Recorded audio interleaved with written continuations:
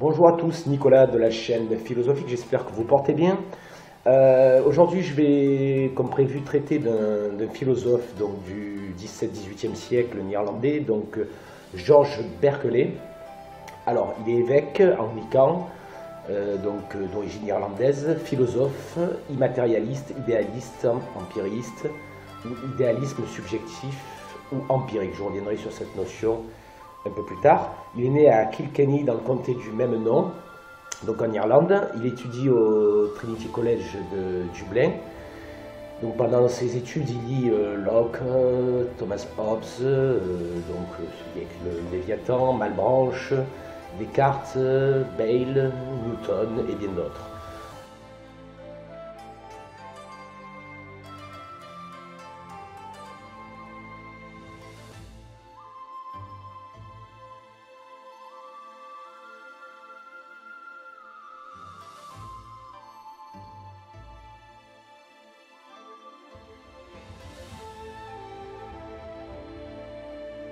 Donc en 1707, il obtient le grade de Master of Arts.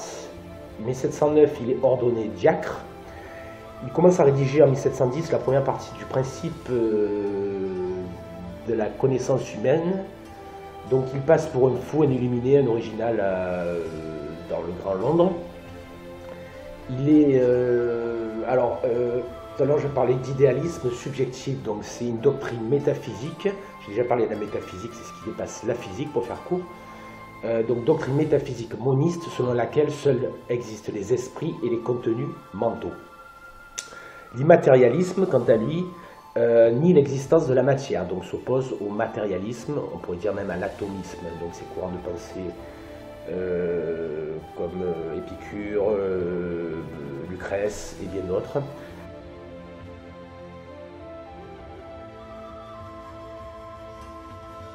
Berkeley s'opposant donc ainsi au matérialisme, au scepticisme, à l'athéisme, au cartésien, au hobbésien, au lockeien.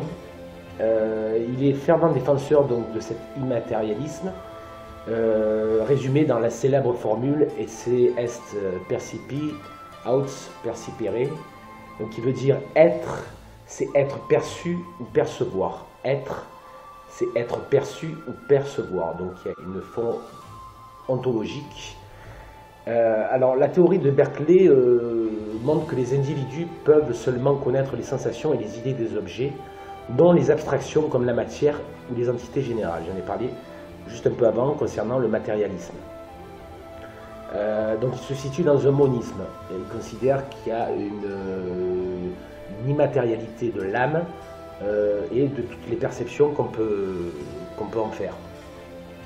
Alors, donc les principaux intérêts, donc, comme je l'ai dit, la métaphysique, la théologie, donc l'étude de la religion, l'épistémologie, l'étude des sciences. Épistémé, ça veut dire science, logos, le discours, l'analyse, la méthode, la physique, l'optique, les mathématiques, l'éthique et la politique, et tout rime en hic.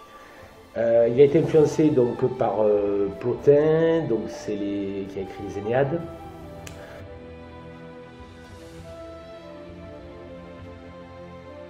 Descartes, Locke et d'autres auteurs, comme je l'ai mentionné un peu plus haut. Et il a influencé donc l'empiriste Hume, j'ai déjà fait une vidéo sur lui, Fichte, Emerson, John Stuart Mill, Peirce, William James, Edmund Husserl, Henri Bergson, donc, notamment dans le spiritualisme bergsonien, et Wittgenstein, voilà, qui a écrit le Tractatus Logico-Philosophicus, qui est un logicien. Donc j'aime bien revenir aussi un peu sur les auteurs, sur les grandes pensées, ce qu'ils ont pu faire.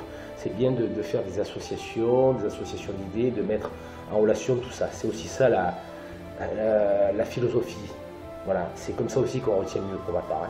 Alors les deux principales œuvres, donc, comme je l'ai dit, des principes de la connaissance humaine, écrit en 1710.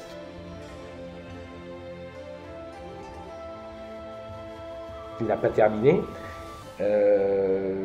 Et trois dialogues entre Hylas et Philonous.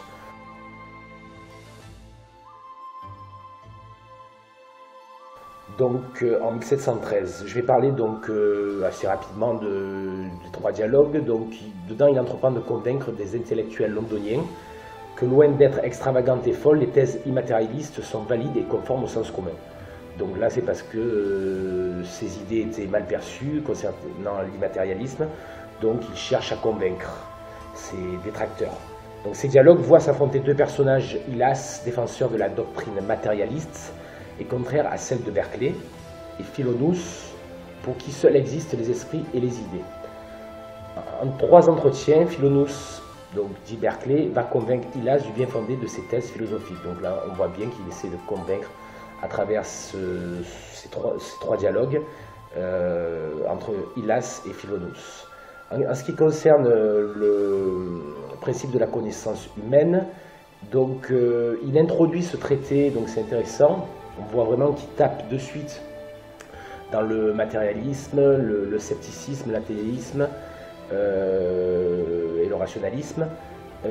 Donc il dit, en introduisant, où l'on recherche les principales causes d'erreurs et de difficultés dans les sciences et raison du scepticisme, de l'athéisme et de l'irreligion. Donc là, il met déjà en exergue, il met en amont, il dit de quoi il va parler de suite.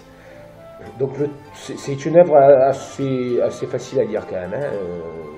Je crois qu'il y a un peu plus de 160 pages. Il y a des notes aussi, toujours je dis les notes, lire les notes, c'est très intéressant, ça ramène à des auteurs, à des étymologies, ça permet de faire des liens, c'est en faisant des liens qu'on apprend des choses, même si on n'est pas forcément d'accord avec ses courants de pensée et ses auteurs, et ça aide à mieux comprendre et à développer vraiment un esprit critique plus acerbe. Le texte des principes de la connaissance humaine est organisé autour de l'exposition et de la démonstration de la thèse immatérialisée, et comme je l'ai mentionné tout à l'heure, résumé par la formule Ecce est percipi hot percipere. Donc en faisant une large place aux diverses objections des différentes thèses philosophiques implicitement ou explicitement exprimées à l'époque, celle de Locke notamment, donc qui est né un petit peu avant, hein, début du XVIIe siècle, qui est un empiriste comme Hume.